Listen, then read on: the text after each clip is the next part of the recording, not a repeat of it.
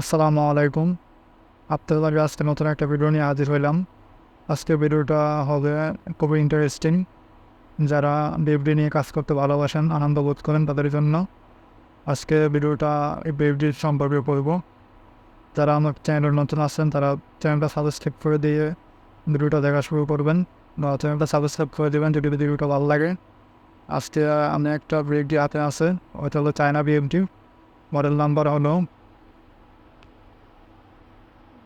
হলো H S 320 2.2S1 বা HD 320 সিরিজের একটা বিএফডি। আজকে দুইটা প্যারামিটার দেখাবো।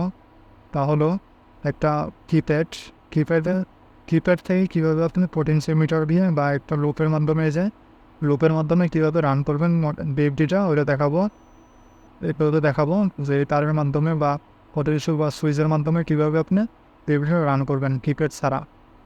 আর দেখাবো এই নব কীভাবে আপনি অ্যাক্টিভেট করবেন, এই নবটা পটেনশিওমিটারটা কীভাবে অ্যাক্টিভেট করবেন। আচ্ছা, তখন আবার মূল ভিডিওতে যাওয়া যাক।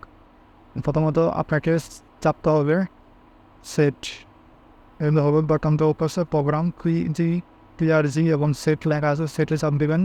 সেটাতে চাপ দেওয়ার পরে D0 আসবে। D0তে আসার পরে আপ ডাউন যে বাটন আছে বইটা আপে চাপ দেবেন। আপে চাপ দেওয়ার পরে এই যে F0 আসবে। এখন F0 ভিতরে ঢুকতে হবে। এর হলো প্রথম প্রোগ্রাম বা প্রথম গ্রুপ। F0 গ্রুপের ভিতরে ঢুকতে হবে। F0 গ্রুপের ভিতরে ঢোকার জন্য সেটে চাপ দেবেন।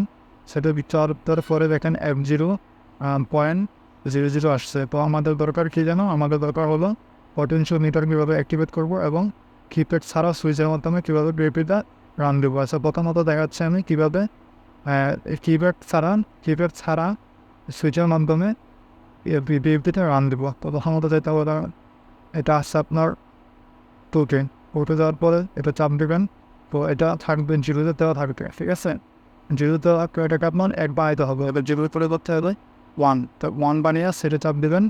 ইন্ড চলে আসছেন।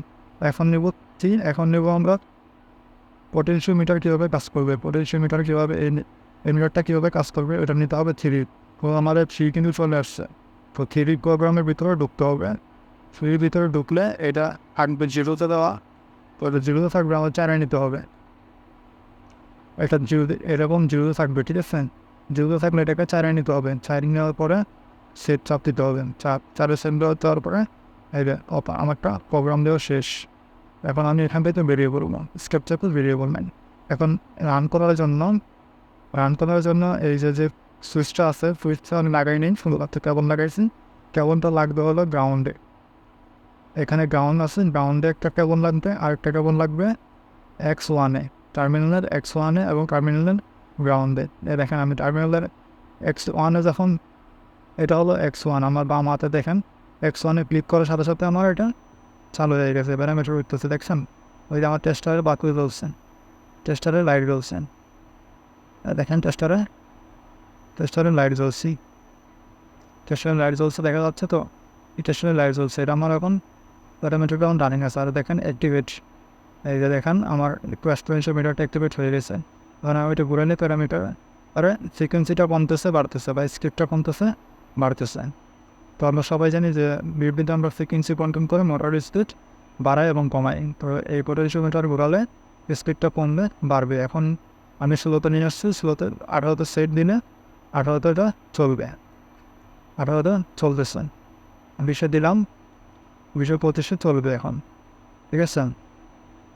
আচ্ছা, তাহলে এখন আশা করি বুঝতে পারছেন। এখন এটা ছাড় দিলে, এখন সুইচ অফ করে দিলে বিদ্যুৎটা আমার অফ হয়ে যাবে। বিদ্যুৎ অফ হয়ে গেছে, দেখেন বিদ্যুৎটা আস্তে আস্তে অফ হচ্ছে। এটা ধীরে ধীরে চলে আসছে, বিদ্যুৎ আমার অফ হয়ে গেছে, ঠিক আছে। ব্যাটারি এখন চেষ্টা বাকি যাবে। আচ্ছা, ভিডিওটা এই পর্যন্তই ছিল। আশা করি ভিডিওটা আপনাদের ভালো লাগছে। যদি ভিডিওটা ভালো লাগে তাহলে আমার চ্যানেলটা সাবস্ক্রাইব করে দেবেন এবং পাশে থাকা বেল আইকন বাজিয়ে দেবেন। আজকে এ পর্যন্ত। যদি বিএফডি নিয়ে আরও ভিডিও চান তাহলে কমেন্টস করে জানাবেন। ইনশাল্লাহ আমি সামনে আরও ভিডিও আপনাদের দিব।